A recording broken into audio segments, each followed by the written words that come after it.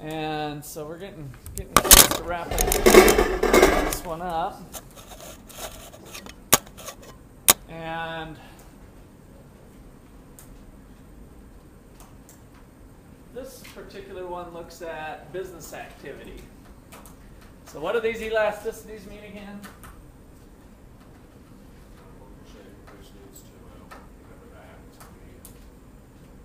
Okay. So if you use this number here, you can make that into a percent. And then you can also talk about a 10% increase. So what's the trick?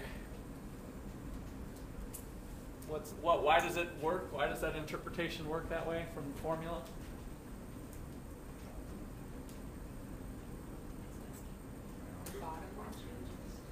The bottom one is the one that's changing and affecting the top is usually the way they're set up. So we've got a fraction that's a ratio of what? Elasticities. What does that formula look like?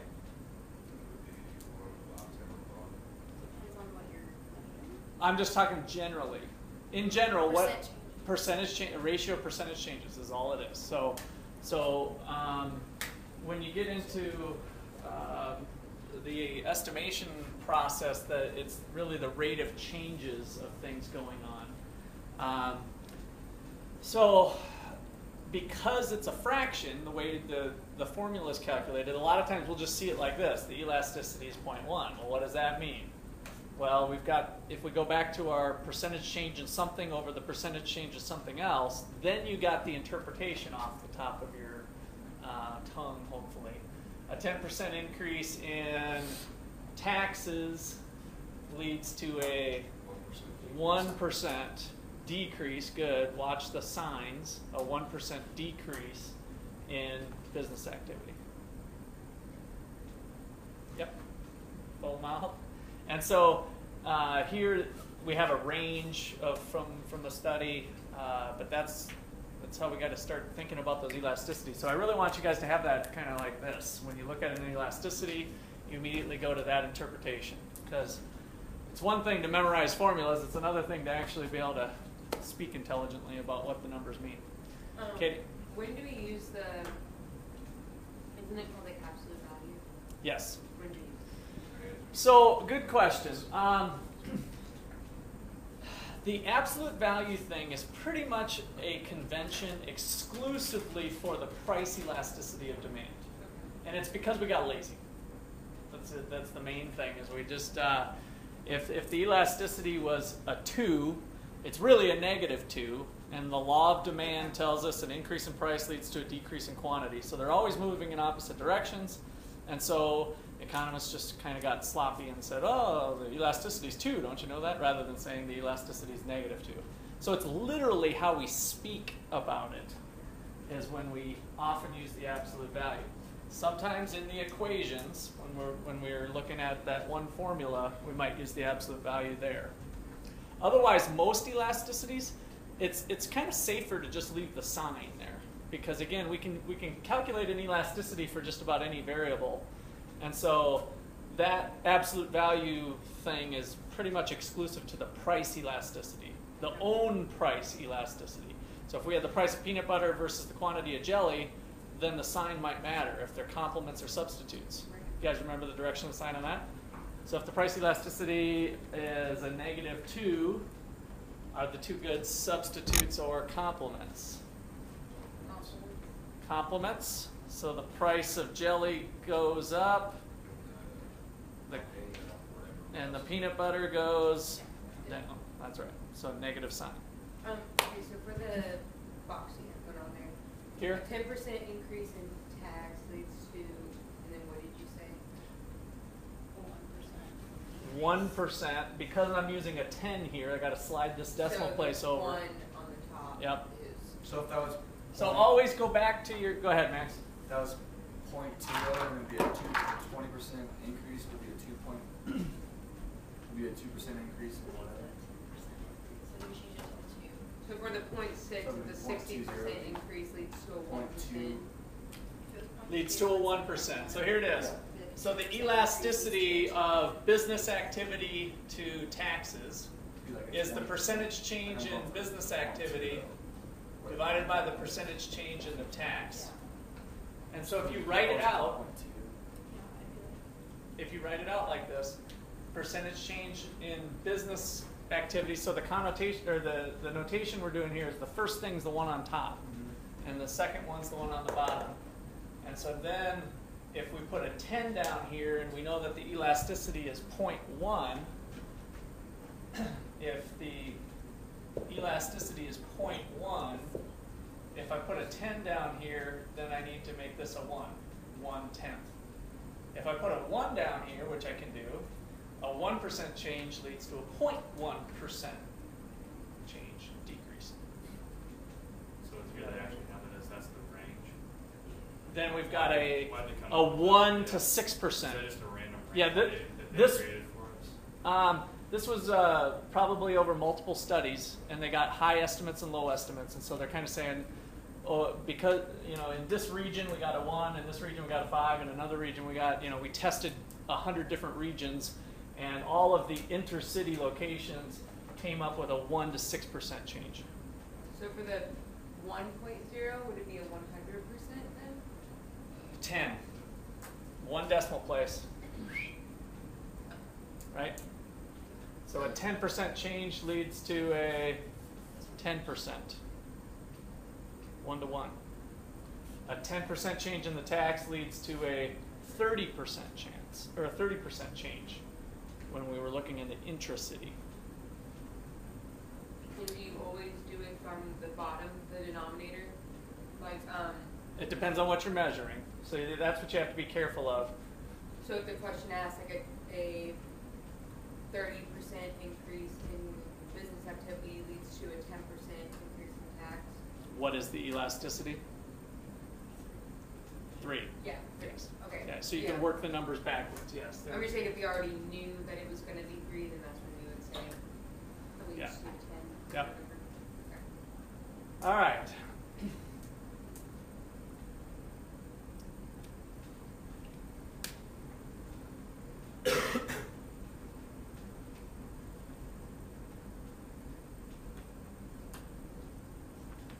So this chapter's on growth. What causes our city to grow or shrink? And we looked at demand shifters and supply shifters. And what does better services, infrastructure, and that sort of thing do to the labor supply curve?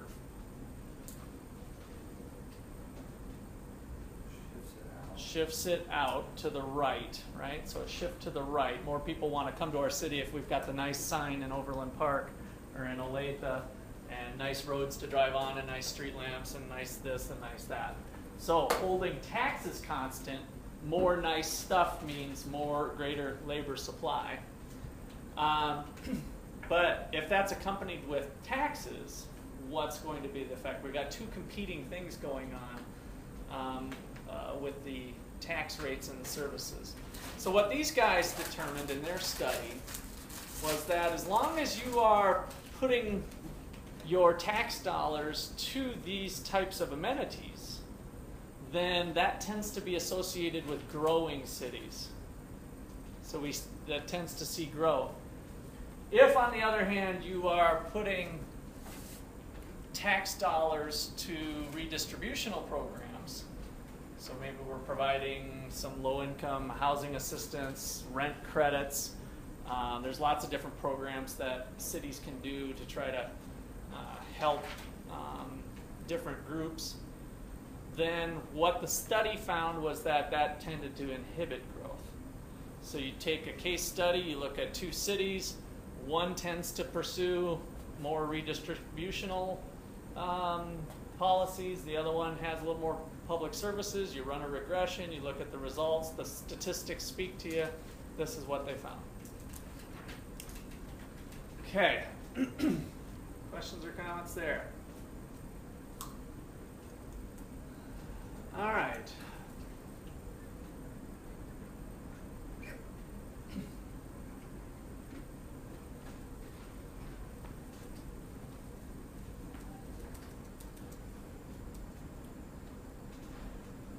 So, tax abatement.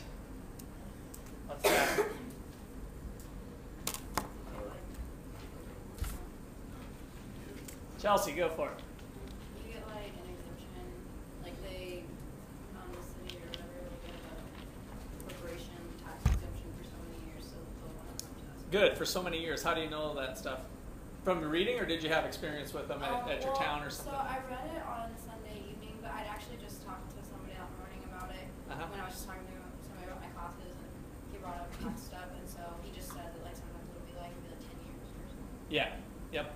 So 10 is usually the longest, although some cities have stretched it out 15, and I'm not so sure Kansas City didn't do something crazy like even 30 years to try to stimulate growth in that rough area by Prospect and the zoo area. And so some guy, I just happened to hear a radio thing where this guy built like a $400,000 house around houses that are in pretty rough shape, high crime, blah, blah, blah.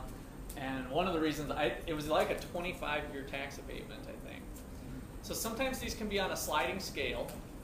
So this, I use this in some of the properties that I developed.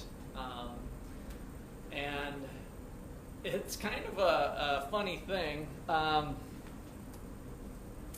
You run this fine line as to whether, did you really need it, or could you have lived without it? Is that the thing that got you there? So the city, from the city's perspective, if you were going to open up a business there anyway, then why did they give you tax abatement, right? So the whole idea of these strategies is to try to get people to do something they wouldn't have done otherwise. So, right, it's kind of like a little carrot coming in. So when I went up before city council and petitioned for a tax abatement on a 400 stall parking garage that we were doing in conjunction with these kind of mid-rise apartment buildings in Campus Town, I had to, try to sell them that we needed that tax abatement for this project to go. And it's true, we did, to take on the risk. And you get into these interesting economic discussions of, well, did you really need it or not, or how much did you need it? And so you kind of build it into your numbers. And long story short, it's not hard to throw smoke and mirrors at the numbers because it's all projections anyway. So do you need it, do you not? Well, you don't know for sure you're going to, how the project's going to turn out, what the costs are going to be prior to construction. There's a lot of risk going on. So that tax abatement, to me, is a no-brainer for the city. And how I argued this to the city council, which took me a couple stabs at doing it, I'm not the first developer to try to argue this, is that you're not giving up anything. If you don't get a project developed, then 0 plus times 0 is 0, right? So the abatement is always on the improvements, not on the existing real estate. So in the case where we built these buildings, there was, let's say, an old junker house that had a assessed value of $160,000. The building we were putting on it ended up being about $19 million. And so if the project doesn't go, then they don't get anything. I go in and argue for tax abatement on the improvements, which means we got to subtract off the 160, but it's 19 million minus 160 is the amount that gets abated for taxes over a period of time. And so the thing that keeps coming back from city council members is that they say, well, this is costing us this amount of tax dollars. If you take 19 million times the amount of taxes that are being abated at 3% of that, that's $1 million. I'm just making up numbers now. $1 million a year worth of taxes. That's what we're giving up to get this building here. And if we're not going to do it, if it doesn't get done, then you're not giving up anything. And then how long does the city live? How long is the lifespan of the city? Until everyone dies? Yeah, till the end of the world comes or whatever, right? So my point is that the city's life is pretty indefinite. How long will the real estate last? quite a while, right? So whatever, 30, 50, 100 years, whatever. Maybe it'll wear out eventually. Maybe there'll be enough maintenance and upkeep that it lasts 200, 300 years. You go to England and you'll find some places that are 600, 700 years old, right? A lot older than our nation. So you've got this indefinite revenue stream coming off the taxes for giving up a small window of 3 years or 10 years, like you said, some sort of time frame for the tax abatement. So that is one way that cities try to get new development there. I wouldn't say it's always a no-brainer. Again, if your city is healthy and the growth rate is fairly strong already, then do you really need to entice new businesses to come? You know, that's a question with a lot of that's kind of loaded with various judgments in between. So, all right. Guaranteed loans. Cities have been known to give loans or guarantee loans up to a fraction of the amount. So when we developed a building in downtown Des Moines, we ended up. This is kind of a classic little triumph of mine. Our lender, I can't remember why we were on shaky ground, but I could tell that he was going to want a little more dough into the deal. And we didn't, of course, have the dough because we're developers. I do not want to go in front of the camera. Well, here, just throw it here. I'll get rid of it. So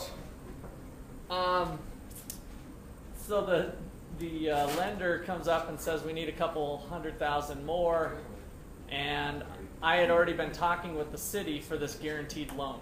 So long story short, we got a loan from the city for a couple $100,000 to help subsidize the project. Now that wasn't a grant, but it was a loan. It was kind of a low interest loan to kind of fill the gap.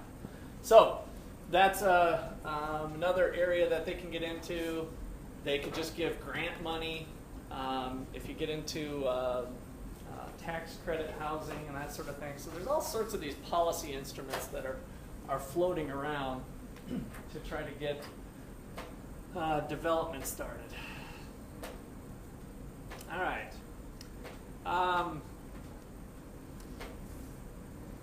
When development's going good, it's not unusual for cities to get into a little bit of a bidding war. So the developers might say, well, I might come to your city or might come to your city. And it gets very strategic because even if the developer pretty much has made up their mind that they're going to this city, they might dangle a little carrot with another city and say, hey, well, we're thinking about going here. They're offering us a 10-year 100% tax abatement. What do you got? Right? And so then we start getting strategic about it, even though they maybe would have been coming to the city anyway.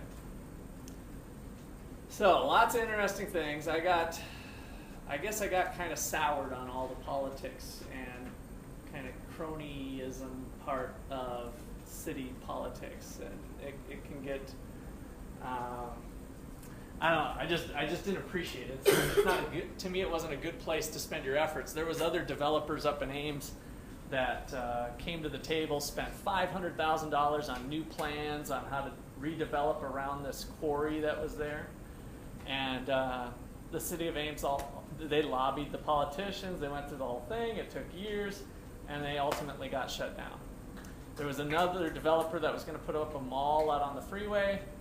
And he fought that for 8 years and spent $1.5 million. This is just on reports and studies and consultants to say that, you know, some of these issues that we did in these opening chapters on how much the export jobs it'll create and how many local jobs and how much more dollars it'll come in Ames. You know, you hire people to put all that together, and it's not cheap, and you end up getting shot down. So I saw time and time again where there was a lot of resources being devoted to trying to get preferential treatment to get into an area, where a part of me just said, maybe it'd be better if we just didn't allow preferential treatment. Maybe we shouldn't have those sorts of things. And then the people would just sort themselves out and the market would kind of take care of itself. But the reality is, I don't think those sorts of special treatments are going to go away Have you tried anywhere at the in local Kansas? level. What's that? Have you tried anywhere in Kansas? No. But it's a little different. Yeah, I'm not sure what the climate is down here, so. The one is different. Yeah. All right, so how about these sports stadiums? To build or not to build? Your Vikings would get ready to build a new stadium. Yeah, the bikes. Have you seen the plans for it? No, I haven't. It's a ship. It's a ship? It's Like a Viking ship? Yeah. Oh, really? Backbone goes No, up. I haven't seen that. It's pretty unreal. Hmm. It really is unreal. What is the capacity? I couldn't tell you. I just saw the walkthrough. So yeah, the Vikings, they've been trying to get a new stadium for the last 10 to 15 years. I mean, it's been kind of a perennial thing up there Still a dome? Yeah. to get rid of the Homer Dome. Yeah. It is going to be a retractable thing or something? I think so. It's definitely inside. It's enclosed and everything. So. All right, so what are the issues surrounding a stadium? The cost. Now, if the costs are borne by the owners, then the costs to the city aren't a problem, right? So, but the cost, is that a good thing or a bad thing for the city? The $150 million. Most part. And what about the local sector? Government versus local sector? Those are the types of things I want to kind of think about. I mean, for the most part, it should probably repay itself off depending upon the sports stadium you got it. I guess it really depends upon whether or not you have a team. Okay. What about the $150 million? What are the benefits of a $150 million stadium? One just creates a lot of jobs. Jobs. So we got job creation when? What's the timing of these jobs? As soon as you break ground. Break ground, so construction jobs. Yeah. Those don't last forever though, No. right? Just, maintenance jobs. So maintenance, cleanup. So I just want to kind of partition in your mind that we got two events going on. We've got the construction of the stadium, and then we've got the ongoing jobs that might be associated with the stadium. Tax revenue. And the tax revenue, sure, yep. And that might be based off of the value that was placed here. Now we can kind of backdoor ourselves into what we were just talking about. Should the city incentivize them to bring in the $150 million stadium? Well, depends on how much job creation, how much revenue over. And the Like, bucket. but if it has to exceed the cost or something like that. Depends upon the sports league you're in. Okay. Because if you're doing something that's in a very popular league, like top popular sport, then yeah, probably it'd be fine. It's outside. What do you mean, like NFL? NFL, MLB, NBA, whatever you want to have to check with. I'm not sure if it's MLS or NHL right now. Why do you think you'd be fine? What's your gut telling you there? That Because those events, for the most part, sell out. And the stuff in paper itself.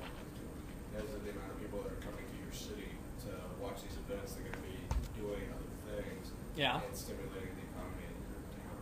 Probably the NFL more so than any. Especially the NFL. You can get an NFL team. So let's think critically about that part that you just said. I think they can also take from jobs around the community. Okay, so what they found is, what are you not doing if you're doing that? Who's going to that 70,000 person game? Who's attending that? Let's go to Minnesota, let's go to Kansas City, we can talk the Chiefs, we can talk whoever you want. Let's stick with the NFL just for fun. People up there. Who's in that stadium? Local and. Locals. And if they're there, where are they not? Working potentially Spending money on some other entertainment location, right? So instead of going to the movies, they're at the Chiefs game. So from the city standpoint, from sales tax revenue or other activities, business activity, ultimately property taxes that go, if they're not patronizing the local places and they're running here, and in fact, if we don't have a team at this point, or the team is kind of far away, we're going to the local bar to catch it on the cable, and we're spending money at Buffalo Wild Wings, right? So there's the substitution effect at the local level, and that's something that is probably the most overlooked factor with these stadiums, is that substitution effect. Katie, did you have something else to add? It kind of hit on like, well, I was saying like the people who are traveling into the game are going to stop like the local gas stations, Right. and I don't know, like if they don't want to spend money on the stadium dues, then they'll stop at a restaurant on their way back home, or stuff like that. And then like, I don't know. Yeah, there's certainly some of that hotel going on, rooms and stuff like that. for sure. At the college level, like for football and basketball, a nice big old stadium. Yeah. It gives like better recruits more incentive to go to that college, and better recruits means a better team, which means more people are going to want to go and watch. Mm-hmm. Yeah, there's some That's different what you can objectives, have possibly all some night different objectives at the spread out college and level. come back. Well, and it's a way to pay college student athletes, isn't it? Indirectly. That's the argument a lot of Drop water times, in the bucket.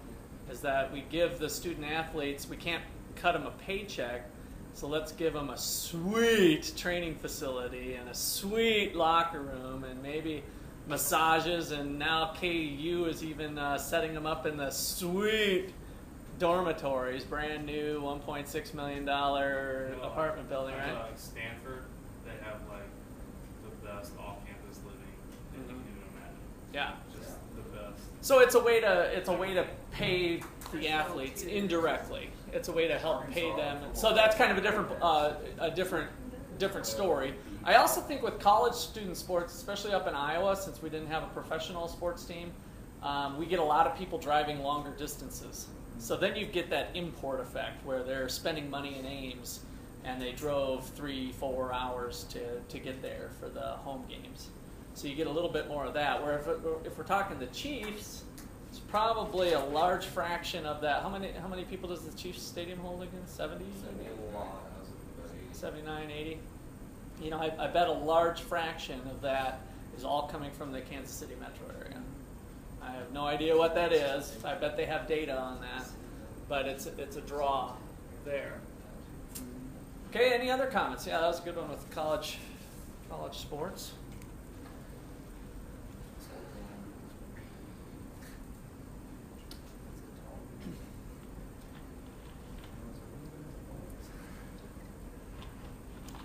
So, Arizona.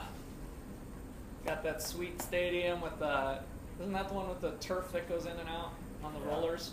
Or is that Dallas? Or does Dallas have it too? I think Arizona was the first one to have that removable turf. And then water outside the stadium. So, pull out your calculator here. 340 jobs, 240 million. What'd you get? Divide or multiply?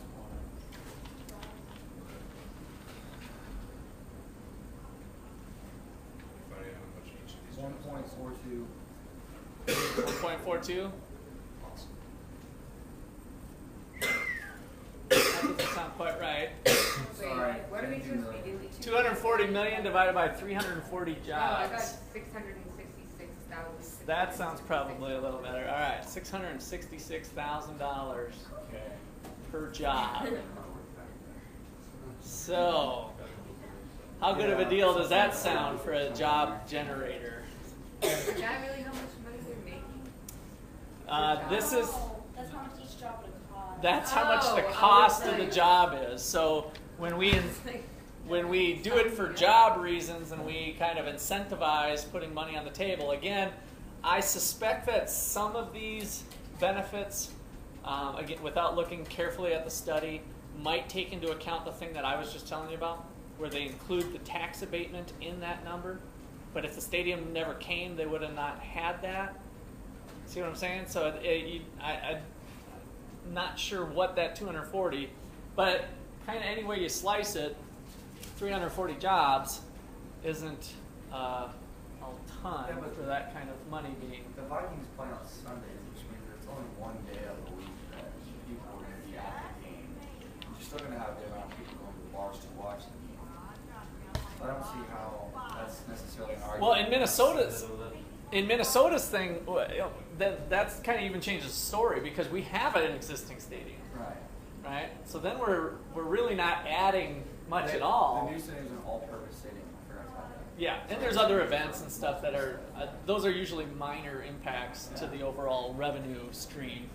But in Minnesota's case, I thought even the new stadium might have been slightly smaller, wasn't it? Okay. I don't know. So anyway, as far as the number of people going there, it makes it even a little bit more difficult as to whether tax dollars should be spent.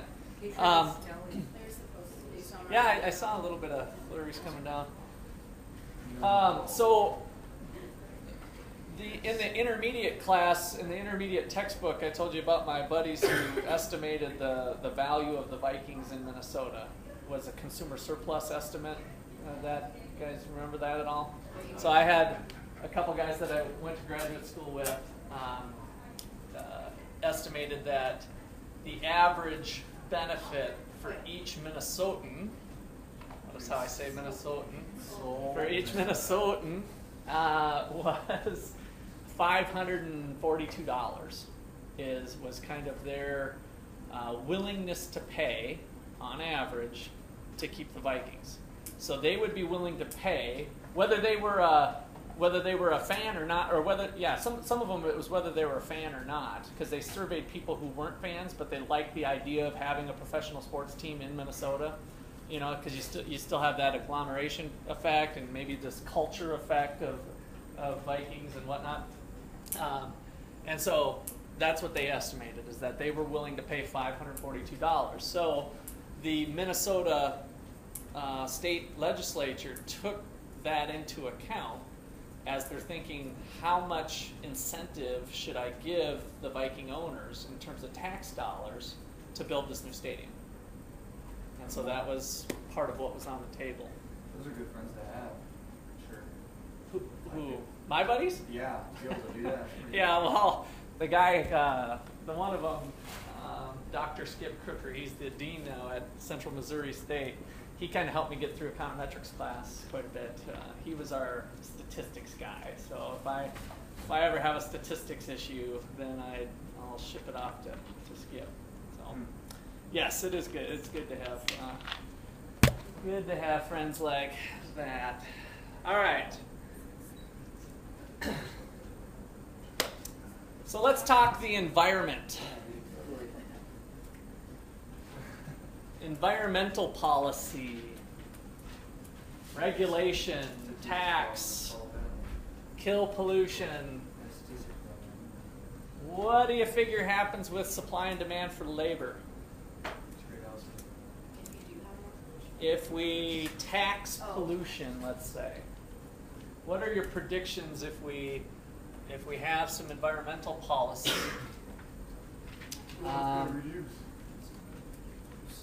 Reduce it greatly. Reduce what? Emissions. Okay, so environmental quality goes up, hopefully. And does it cost more? Let's just assume that it does go up. So environmental quality goes up. And what'd you say, Chelsea? Demand for what? For labor. Why?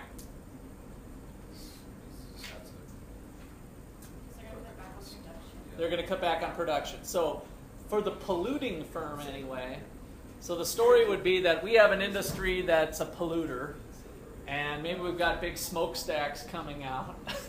We tax that industry. They lose some business, drives prices up. They can't hire as many people, so the reduction in demand, but at the same time, a cleaner city, a cleaner environment could lead to a what with labor supply? Increase. So an increase in labor supply. So what happens to wages? They decrease for sure. So if we look at our supply-demand setup, let's see. My little piece of, oh, by the way, I did get confirmation they're coming with another board. It's on order anyway, so it's coming. Cool. It's so exciting. All right, so remember this little trick that we used to do in principles class? So there's going to be an increase in supply and a decrease in demand. Where are we going to end up? We started here, so for sure the wage is coming down with an increase in supply and a decrease in demand. But the question mark is on the quantity of labor. Will we have more employment or less employment? It depends. It depends on the relative magnitudes of the shift. Was the supply effect bigger than the demand effect, or was the demand effect bigger than the supply effect? So the interaction of supply and demand will determine what happens to employment. All right. Come on. There we go.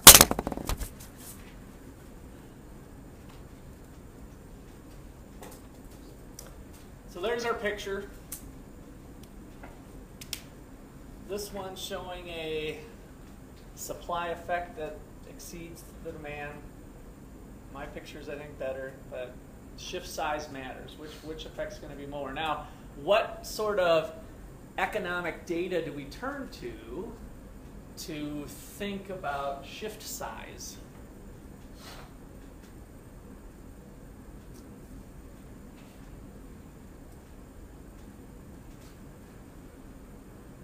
I'm doing it the right way. Elasticities, right. So that's our quantitative effect, right? So the relative elasticities of demand and supply. So when we talked about income elasticity, income is a demand shifter, right?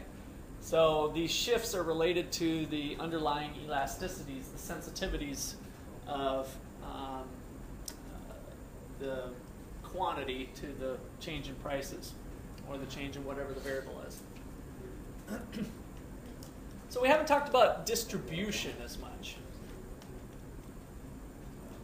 So let's think about there being not just a polluting industry, but a clean industry and a polluting industry. The steel industry is the dirty industry, and then we've got some clean industry.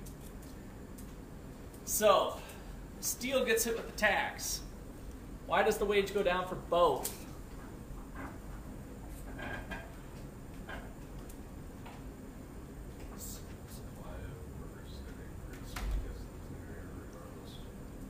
Okay, so good. So the supply, we've got cleaner air, so the labor supply curve is going to shift to the right, driving wages down.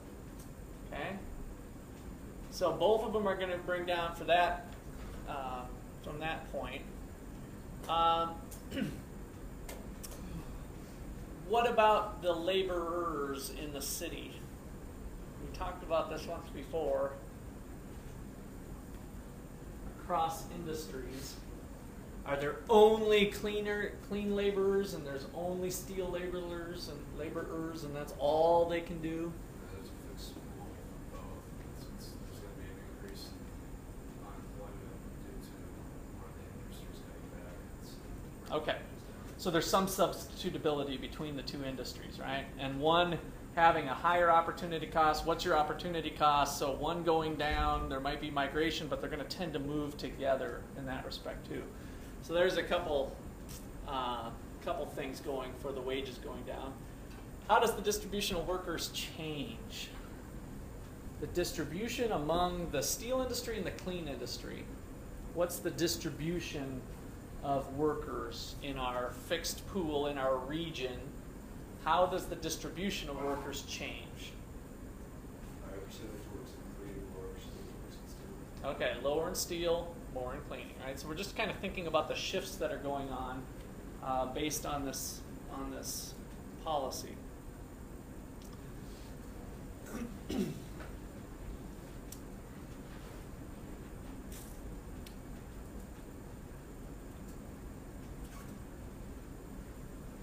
So Bartik in this study looked at who's getting these new jobs.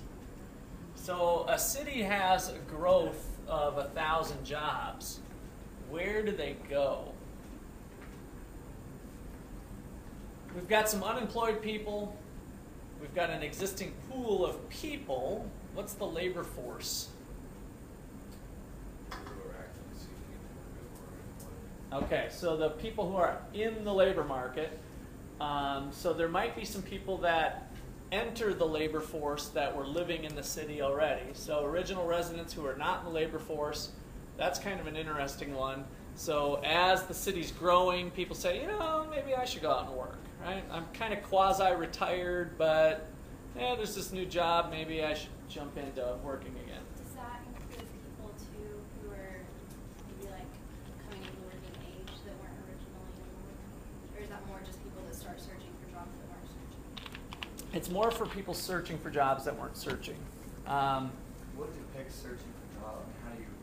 And the reason is because it's a cross-sectional study, so we're not really thinking as much about over a time periods, over multiple years. So we're thinking more of over this current year, what happened. Max? I was just gonna ask, like, how they know like who's looking for jobs. They just go out and ask, hey, are you looking for a job? Partially, yeah. So I don't know how he did this particular survey, but they collect unemployment data regionally or within a metropolitan area. So we can have at a point in time how many people are unemployed. Then we see that the job number of jobs went up, increased by some percent. This is kind of a hypothetical breakdown of his results from his research. So this is, suppose there's 1,000 jobs, just to keep the numbers easy. Oh, 77% are newcomers, 70 jobs here, 16% here, so 716. So that's what this is for. But when he does the real study, they'd look at the number of jobs that increased in a particular place. Maybe it went up by 500, maybe it went up by 3,000, maybe it went up by whatever. There's 89 metropolitan areas, so each one had its own circumstances. And then we look at how did the unemployment rate change, how did the employment rate change, and we start to carve out what happened in that particular city. And what he found was that on average, looking at the data across, that this was the breakdown of new people that actually came in from those 1,000 jobs. And this doesn't speak at all to the thing we were talking about earlier in the chapter, export jobs versus local jobs. Right? So we got both of those potentially contributing to that as well. Do you know if there was a percentage on how much unemployment fell for that city? Yes, there was. Do you remember? No, I don't. I pulled this. I think this was from this study that was in the book. I will tell you, because that's kind of the concept of how it was calculated. So the unemployment rate decreased from 5.4% to 5.33%.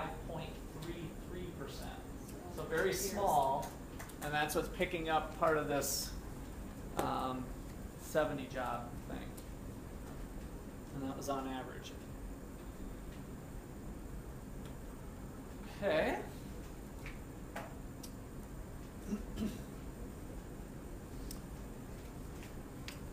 One of the shortcomings we talked about with the multiplier was that it was a jobs thing. And we kind of knew right away that, hey, there's more to the story. If you bring on a job that pays $100,000 or a job that pays $30,000, there's a difference. There's a lot more coming in from the other jobs. So that's one of the drawbacks to the job multiplier concept, and why you probably need to think a little bit harder at it. You know, even that stadium is probably a good example. Those 340 jobs that are created long-term for the stadium, what are they? Cleaning, maintenance, right? Kind of probably some lower paid jobs. Some of them are probably higher paid administrative jobs. I suppose we could throw the professional athletes, then we're going to throw a bunch of money, so maybe that's not the best example. But if they're living locally, which they tend to do, right? The Chiefs players live in the Kansas City metro area. You usually live pretty much in the city where you're making your multi-millions, and then you're spending your multi-millions often in that city as well. Lawrence Tynes lived on the street from me a couple years ago. Do you remember Lawrence Tynes, the kicker for the Chiefs? No. Yeah, he lived like 2 doors down. Yeah. So they're usually around.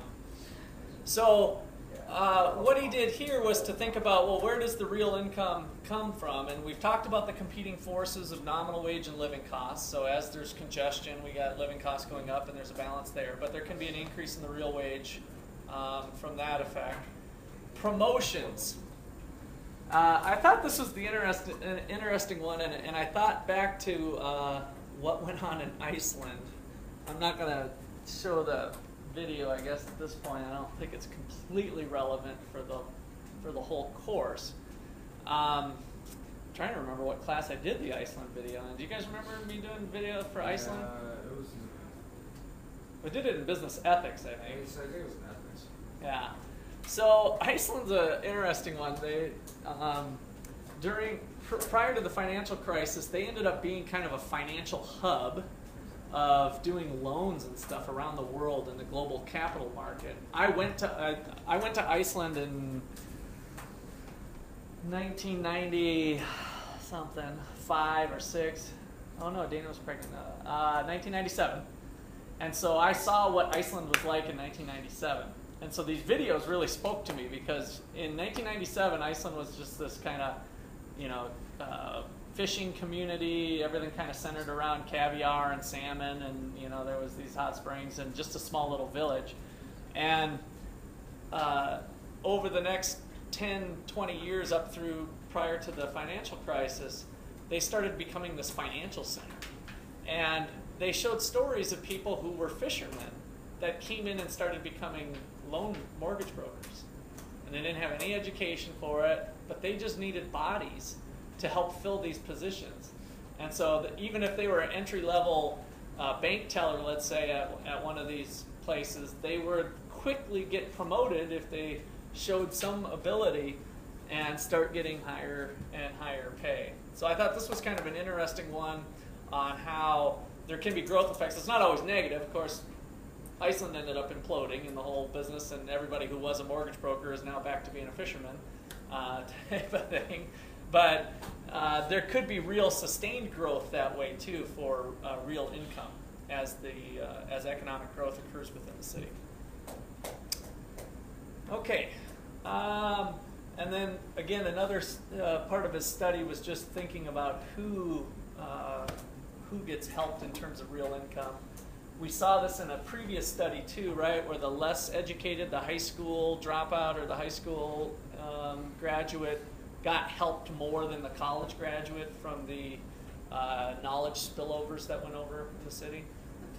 So, I mean, this type of thing, it probably bodes well for income equality type concerns. So people who are, let's say, anti-economic growth and people who are pro-growth and their dividing point is income inequality, this type of data shows that economic growth is helping the less educated more than maybe the educated person.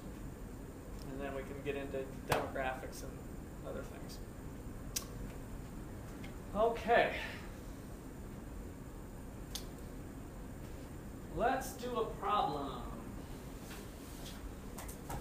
So you guys have 5.8, hopefully. I don't know if I have any more. It was on the back side of 5.5. So if you pull out the one we did last time on 5.5, on the flip side is 5.8.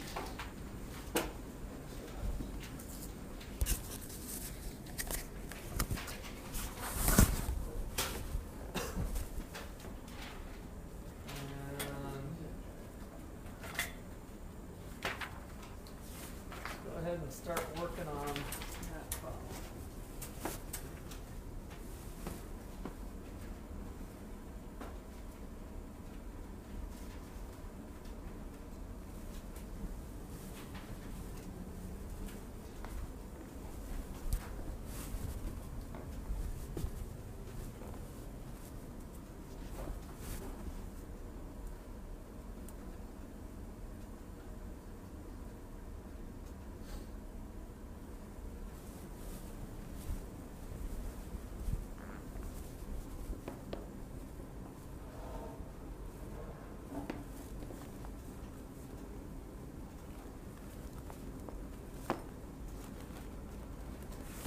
Nate, it was nice that you were respectful by grabbing that first open chair, but you can come join the crowd if you want.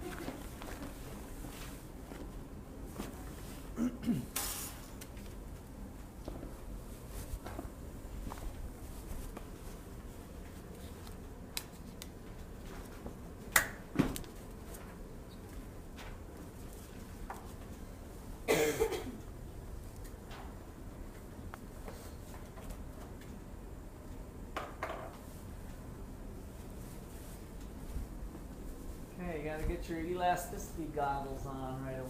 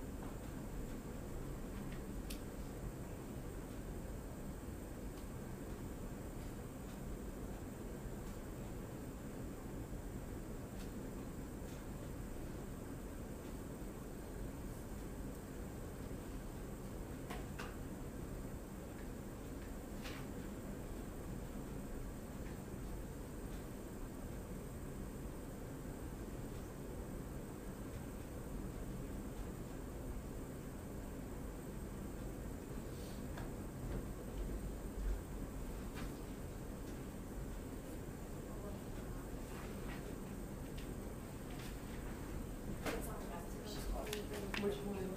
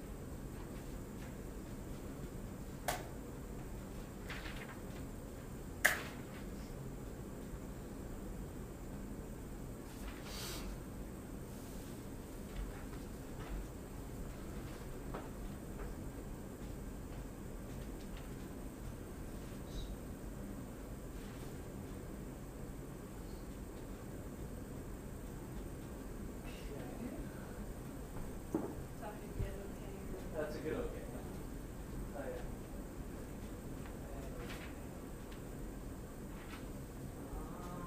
So you haven't tackled A yet, huh? I put a little hint on the screen there. So it gives you information, kind of the basic elasticity. Okay. So try to tackle A first.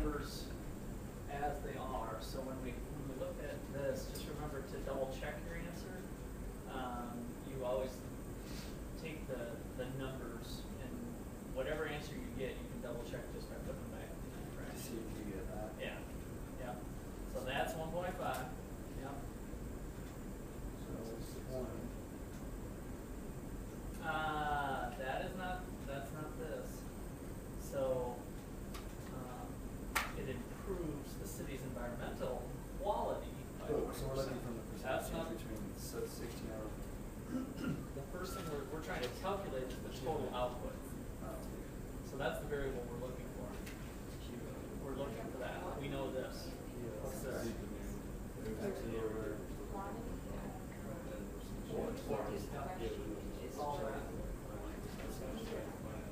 Oh, that's how you get.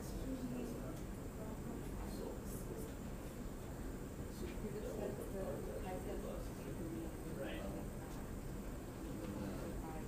And then don't forget about the sign. But, so yeah, that's 1.5. So you can kind of rewrite that. So there you go.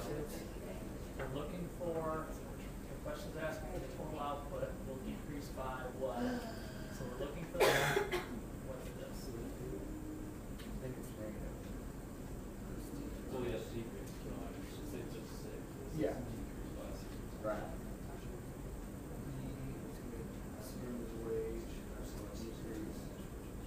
So there's 1.5. Yeah. Now, the price of the good produced by polluting industry by 4%. So the tax is going to increase the price by the polluting form term by 4%. There's an improvement to the city's environmental quality of 20, but we don't need that for this problem. So, 4% increase in price. No, look at your formula. Look at your formula. And write that back in. Which one are we looking for? There you go. That's kind of our X or whatever. Yep, you got it. City's equilibrium one will increase the elasticity of the supply with respect to environment. Okay, so it looks like we got everybody to the spot here. And so yeah, pay attention to the increase-decrease stuff.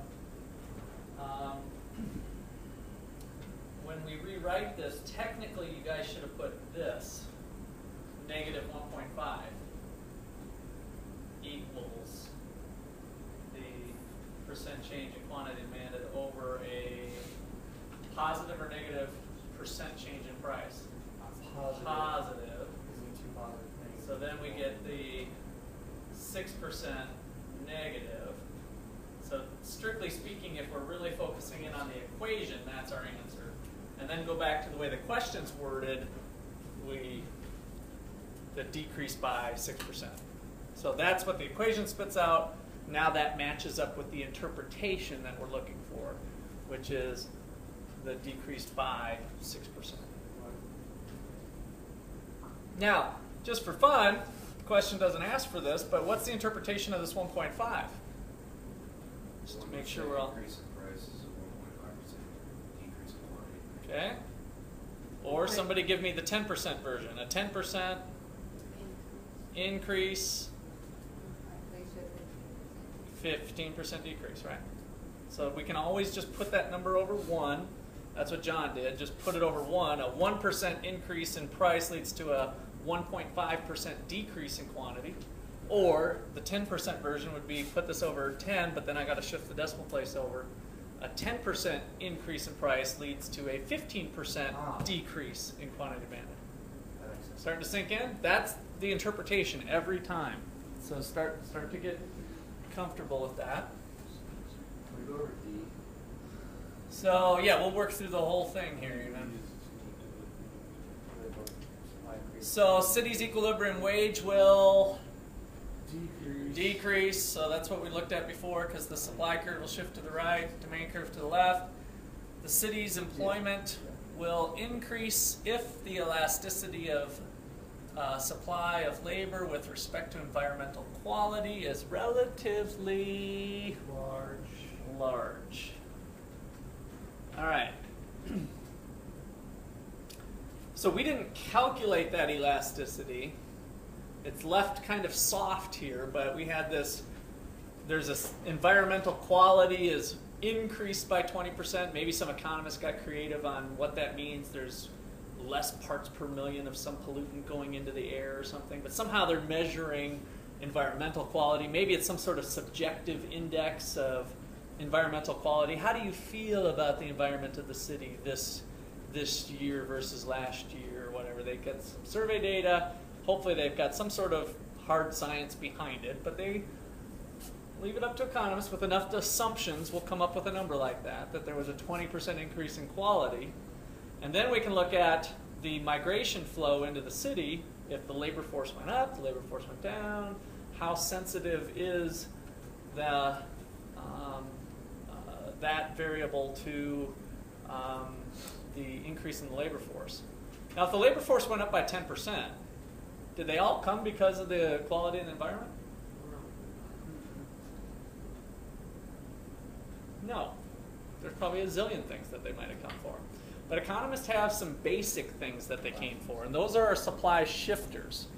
So I just want you guys to start to understand where economists come up with some of this stuff as we start to look at the paper and papers in general. So when they came, how do they dissect that?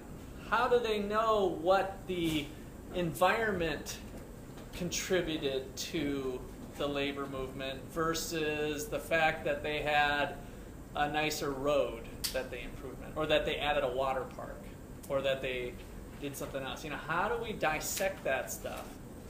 Well, we collect data on all of those variables that we think are important, and we do a statistical analysis of some sort. Might start off with running a regression, depending on, if you guys remember from your intro to business statistics with Dr. Tyner, those of you who had it there, we run a regression analysis and come up with how sensitive the labor supply curve is to these variables that we feel are important.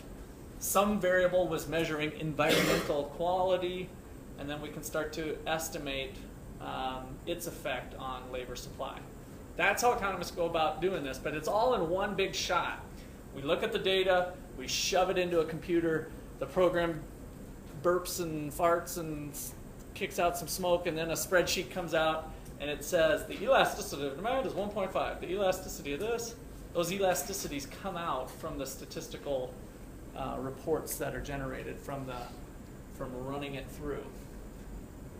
How do those, sorry, this is off the topic, but how do those economists get paid? By just like by the city, or how does it? It depends, yeah. So a lot of economists are doing it for their research component of their job. So they're paid to teach find students like you guys, except in my job, I'm not required to do research. I do some research on my own.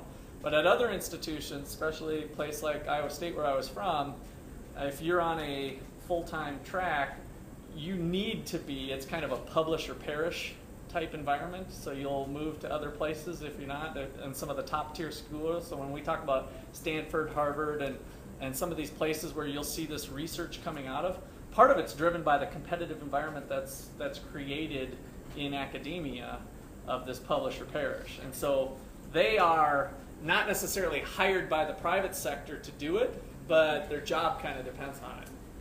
And they're naturally inquisitive about wanting to figure out how the world works. And so they do these studies to try to push the discipline, the edges of the discipline forward on trying to add their little piece of studying corn ethanol and how does that part of the world work at the edge of the frontier of academic knowledge. All right, so that was kind of a long-winded answer to a off-topic subject. Did that work? Yeah. Okay. I was just curious. They create their own money. And so, but on the private sector side, sometimes they might hire you as a consultant, as a separate gig. And the government might come up with projects to where they want to hire economists, so they offer grants. And so then that's where we get into grant writings if it's coming from the public sector. Supply and demand, what'd you come up with here? Decrease demand, increase supply. Correct.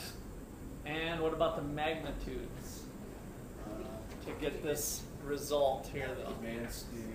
If we're trying to match up part C, then we've got a larger supply curve shift, right? So a big effect. People are like, woohoo, the environment! I'm going to move to the city. So there's a big effect with the labor supply, and that kind of outweighs the demand effect. Chelsea? Aaron John mentioned since it was talking about elasticity, depending on the steepness of it. Yeah. So could it depend on that more than how much it actually shifted, but more the steepness of it? Good question.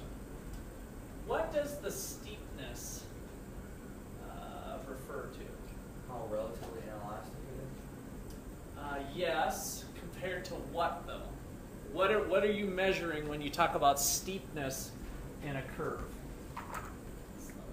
What kind, we're talking about slope, what kind of elasticity? So you're talking about this, right? Which one did you say, John? Labor supply or labor demand, or does it not matter? Sure.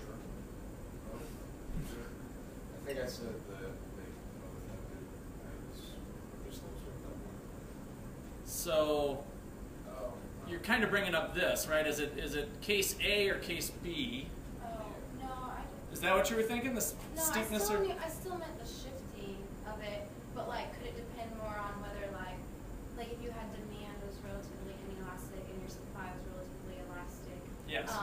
then it would look at more the steepness of each one. For sure. Than how much they shifted. Yeah. Maybe it would be both. So if the labor demand is steeper, then we get a different result. Yeah. So you guys are completely right on that. It's the relative steepness of each.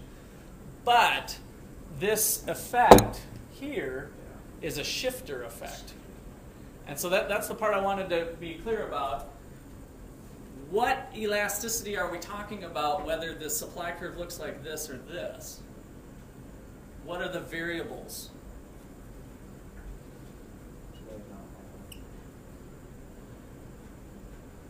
What's upstairs, what's downstairs on this to determine whether this is... You're talking about in this case? Yeah. So you have the environmental quality on the bottom. Not for the steep. I'm talking about for the steepness now. Whether this supply curve looks like this or this. What is that based on? Over the percent change in price, which in this case is wage, right? That's what I wanted to highlight for you, is that this is the percent change in the quantity of labor over the percent change in wage. It's how responsive the supply is to wage changes. When we get into this, now we're talking about the shift holding that constant, holding that slope constant now. How big of a bang for a buck do we get for its environmental quality? And so there's multiple elasticities. And then we'd have with percent change to the environmental quality, EQ. Right? Good question, though. That's what we got to be thinking about is dissecting these pieces and parts. Yeah, that one wasn't good. I just steepness, and so then I was like, Okay. Yeah, I'm very confused when you put me on the spot because I didn't know we were asking a question. Hey, Russ, is Yes. the negative 1.5, is it negative because elasticity of demand is always negative? Yes. Yep. Same thing with this. The elasticity of supply is always positive. Gotcha. Increase in wages leads to more people wanting to work. Sorry. All right, so I got a short little video to wrap up today. You want to talk about review time? Oh yeah, Kate's in now. Yeah, so I sent out an email about a review time. So what do you guys think? I don't really care, Tuesday or Wednesday. Probably about an hour, let's say. What Wait, time? what are the dates for that? One of them 27. That's when my test is. Yeah, the test is the 27th, right, so 26th and 25th. 25th is the Wednesday. Tuesday, sorry. 25th is the on Tuesday. Wednesdays, I have stuff from 8 to 3. So, Okay, so Wednesday at 3 would be a possibility? yeah. I'd I mean, I have to practice. I'd be working out of that morning. I have fire at 3. Okay, so Tuesday's I better? could do So it sounds 4. like Wednesday's out. Wednesday at 4. Tuesday's fine. We can do later on Tuesday afternoon. Should we do? I have So what class time? You until guys figure out a time while I try to cue something up. I'm pretty. Is it mandatory? This is my last class, so. Is it mandatory, like if some of if some of us couldn't make it? No, it's not mandatory. This is an optional review. This is just to go I mean, over I some want to come if I can. I questions. was just thinking if I can. Yeah. Is there an option on both days or no? No. For those who- Does Wednesday at 4 work for the day? I mean, I'll get practice, but you guys can still have a review. Tuesday's probably better. How about Yeah, Wednesday? Wednesday at 3 is fine. I require, but I mean, it's okay. We could do Wednesday 8 a.m. That's Yeah. I have stats on. Yeah, I- that's Oh, you do have stats? Yeah, John and I I've got got math stats. We could do 7. Hell no. 7 p.m. Yeah, maybe 7 p.m. Not even 7 p.m. No, schoolwork's till 5. It's like, Wednesday So what do you got? What's the choice? I think Wednesday at 3 is what works for everyone. Wednesday at 3. No? I think I'm the only one. Colby has stuff, I have stuff. So far we have enough. Tuesday works. Tuesday night, 7 o'clock. That's fine. That's fine. Works. I have work until 8:30 on every weeknight. When do you go to work? But it's 6. Well, 5, 8:30. So I mean, when you don't, I just do Tuesday. Tuesday at 8:30. That's too late. Is that too late? Are you guys going to bed? Or Tuesday at 8? We could start a little bit earlier without. If I mean, I'm Katie fine can with come over. at 8:30. I can just come directly after work, but I don't. If that's too late for everybody else. What do you guys think? Anytime at the night, I don't care. I'm out there. Are we trying to do this via like internet, like the e-learning classroom or whatever? Or are we gonna come to your office? I was planning on just coming up to this room. Works. All right. Fine. So Tuesday at 8:30 or 8? 8? 8. Let's do. We'll do 8, Katie. You just come as Yeah, close as that's you can. fine. All right. Here's our video. 5-minute video. This kind of motivates chapter 6. Current tax system, the budget is balanced by income taxes and VAT. Failure to collect land rents. So we're going to be talking about land rents and bid rents, and this little video is kind of from South Africa. They were thinking they have a different tax system in place, but it brings up kind of some interesting topics that we're going to do. So. Current tax system, the budget is balanced by income taxes and VAT. Failure to collect land rents, instead, amounts to a subsidy of land prices. South African urban plots have therefore risen to a remarkable average 485,000 rand. That is 14 times their 1994 prices, while CPI rose only 4 times. Farmland is now being purchased by the state at a remarkable 60,000 rand per hectare. Hectare, acre, Because and land dollar. rents are 0.5% of prices and are essentially unearned, relying mostly on nature and infrastructure, land rents are the obvious default tax. Moreover, the earth does not get smaller. If instead of collecting income tax and VAT, the state were to capture land rents, then a vacant, unused hectare of arable land would cost 300 rand per month, not 60,000 rand. This conforms to section 25.5 of the Constitution, which says, the state must take reasonable legislative and other measures to foster conditions which enable citizens to gain access to land on an equitable basis. The current system, therefore, is unconstitutional, in that only the well-off can afford land and often do not use it. Land rents, however, make land affordable for all at a monthly fee and encourage land development. Furthermore, it is absurd that a tax system should prompt toxic mortgages, regularly destroying millions of jobs and mountains of wealth simply because bankers bet on land values. Land then has no capital cost and so is of no more speculative interest than bricks and mortar, fridges or cars. All these man-made things depreciate over time.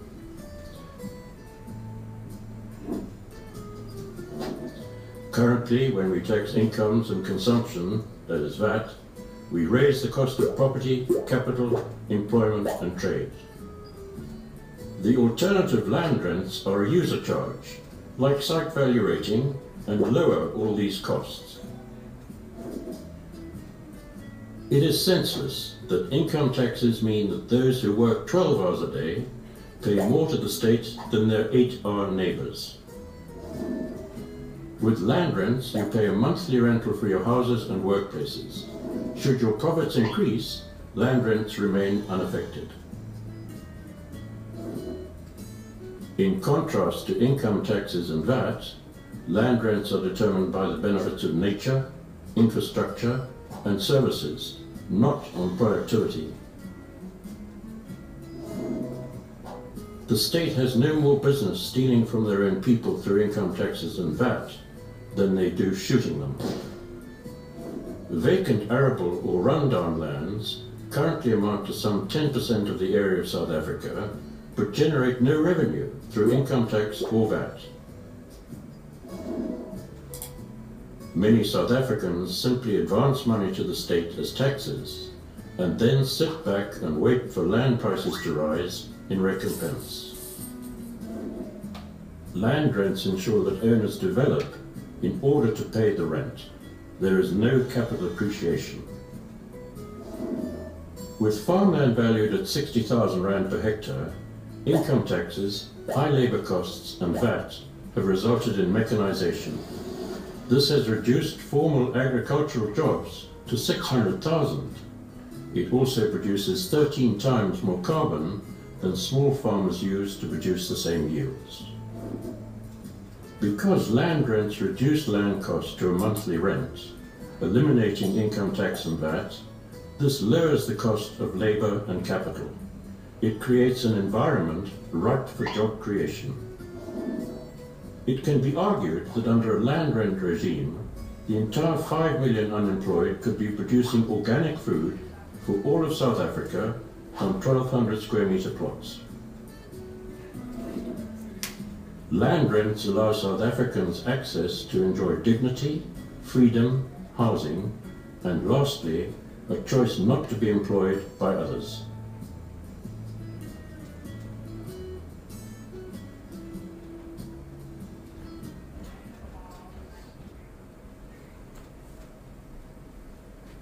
Alright, we'll see ya on Tuesday.